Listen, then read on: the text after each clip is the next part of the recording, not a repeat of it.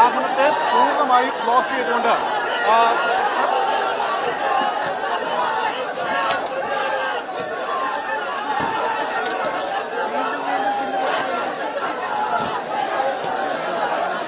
കണ്ണീട്ട് കുത്താടാ ഇവിടെ നോക്കുക. ഇഡി ഉദ്യോഗസ്ഥരുടെ വാഹനം പൂർണ്ണമായും പ്രവർത്തകർ തടഞ്ഞ് വാഹനത്തിലെ ബോണറ്റിലും മറ്റും വലിയ ശക്തമായി അടിക്കുന്നു. ആ കല്ലും കമ്പിയും അതുപോലെ തന്നെ കുത്തി മറ്റും വലിച്ചെറിയുന്നു. പോലീസിനെ നിയന്ത്രിക്കാൻ പറ്റാത്തൊരു സാഹചര്യം കൃത്യമായും നിലവിലുണ്ട്. കാരണം ആവശ്യത്തിനുള്ള പോലീസുകാരില്ല എന്നതാണ് യാഥാർത്ഥ്യം. കാരണം കടന്നു പോകാൻ കഴിയാത്ത തരത്തിൽ പ്രവർത്തകർക്ക് നേരെ പോലീസ് ലാത്തി വീശുന്ന സാഹചര്യമുണ്ട്.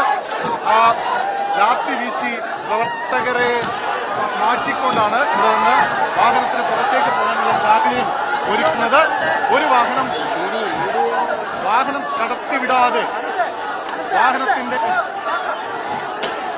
ബോണറ്റിലും മറ്റും അതിശക്തമായി ഇടിച്ച് വാഹനത്തിന് കടന്നു പോകാൻ കഴിയാത്ത തരത്തിൽ പ്രവർത്തകർ ഇങ്ങനെ ബന്ധുണ്ടാക്കിക്കൊണ്ടാണ് വലിയ പ്രതിഷേധം തീർത്തുകൊണ്ടാണ്. പക്ഷേ നേരത്തെ നമുക്ക് പറഞ്ഞതുപോലെ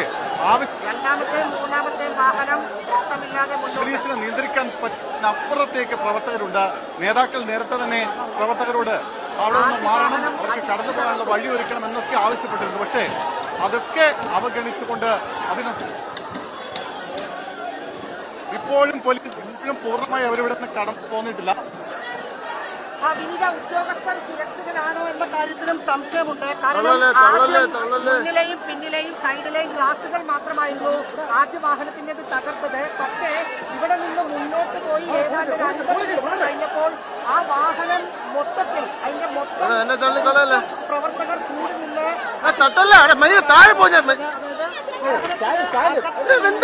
ഉദ്യോഗസ്ഥരെ കൂടി കായികമായി ആക്രമിച്ചോ എന്ന സംശയമുണ്ട്. മോളി കയറുമ്പോൾ എന്നെ തട്ടല്ലേ പ്ലീസ്. അതാണ് കല്ലുണ്ട്, കുച്ചിയുണ്ട്, ചെരുപ്പുണ്ട്, ട്രൈപോഡ് മടങ്ങിക്കൊണ്ട് പോടാ.